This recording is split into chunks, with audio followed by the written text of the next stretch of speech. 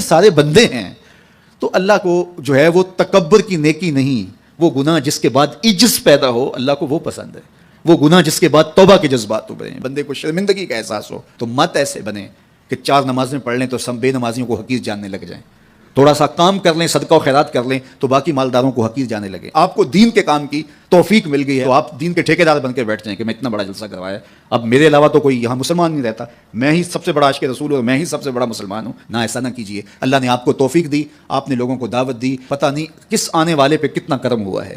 یہ تو ان کی رحمتیں ہیں، وہ جس پہ چاہے جیسے چاہیں برس جائیں۔ ہم کو ٹھیکیدار تھوڑے ہیں، ہم تو نوکری کرنے والے ہیں، ہم تو جوتے اٹھانے والے ہیں۔ ہو سکتا ہے کس کے صدقے میرے والد گرامی مجھے یاد آتے ہیں، وہ مجھے فرمایا کرتے تھے جب گفتگو کے لیے نکلنے لگے اور لوگوں کا ہجوم ہونے لگا، تو وہ مربی تھے بڑے، اور بڑی حکمت کے ساتھ جو ہے وہ کوئی نہ کوئی بات سمجھاتے رہتے تھے۔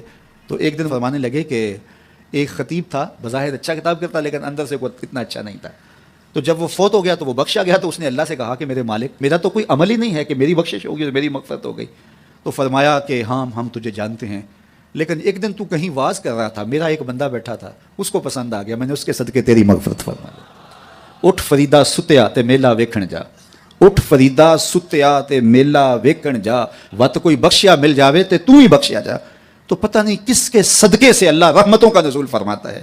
بے عمل کو دیکھ کر کے اس سے نفرت نہیں ہے، نفرت تو گناہ سے ہے، گناہ گار سے نہیں ہے، لیکن کوشش کی جائے کہ یہ عمل بد چھوڑ دے۔ اللہ اکبر۔ ایک جنازہ گزرا اور وہ جنازہ کسی غیر مسلم کا تھا، تو چشمان رحمت میں آنسو آ گئے۔ تو صحابہ نے پوچھا کہ حضور یہ یہودی ہے یا عیسائی ہے، کوئی اس کا جو مذہب تھا وہ بتایا۔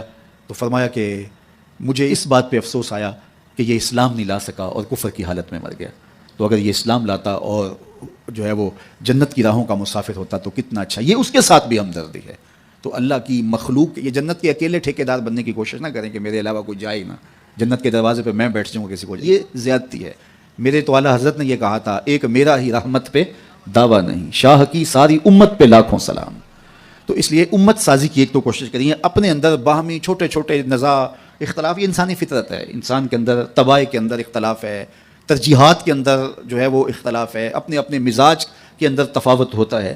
تو ایسا نہ ہو کہ چھوٹی چھوٹی باتوں سے آپ جو ہے وہ امت کو پھاڑ چیر کے رکھ دیں، نہیں، بلکہ امت کا جو تصور ہے اس کو قائم رہنا چاہیے۔ تو گناہ کے بعد جب انسان کے اندر ندامت کا اظہار ہوتا ہے، وہ جو آنسو ٹپکتے ہیں، بندہ اپنے آپ کو چھوٹا سمجھتا ہے، میں اتنا گناہ گار، میں پاپی، میں مجرم، میں میلا اتھرو، جب وہ اپنے آپ کو دیکھتا ہے کہ میں اتنا برا شخص ہوں، تو پھر اللہ کی رحمتیں اس کے اوپر متوجہ ہوتی ہیں۔ تو اس کو پسند ہے کہ جب بندے اس کے حضور عاجزی کرتے ہیں، اس کے حضور معافی مانگتے ہیں، تو مت کسی کو حقیر جاننا کہ یہ گناہ گار ہے، نہ جانے اس کا انجام کیا ہو۔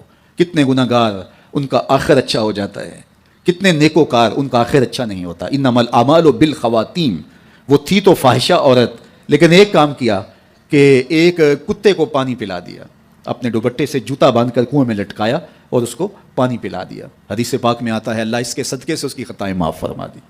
اور ایک نے بلی کو مار دیا خاتون کو، وہ جہنم کی آگ میں جلنے لگی۔ اس لیے کون کس کا انجام کیا ہوتا ہے، ہمارے بزرگ فرماتے ہیں کہ بچے سے پیار کرو کہ اس کے گناہ کم ہیں، اور بڑے سے پیار کرو اس کی نیکیاں زیادہ ہیں، اس کی نیکیاں زیادہ ہیں۔ چھوٹے سے اس لیے پیار کہ اس کے گناہ کم ہوں گے، اور بڑے سے اس لیے پیار کہ اس کی نیکیاں زیادہ ہوں گی۔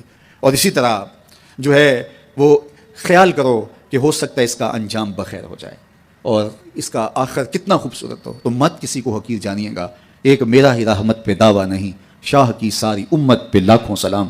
تو حضور کی امت سے پیار کرو، مخلوق خدا کو جوڑنے کی کوشش کرو، اور آقا کریم علیہ الصلوۃ والسلام نے یہ جو امت کا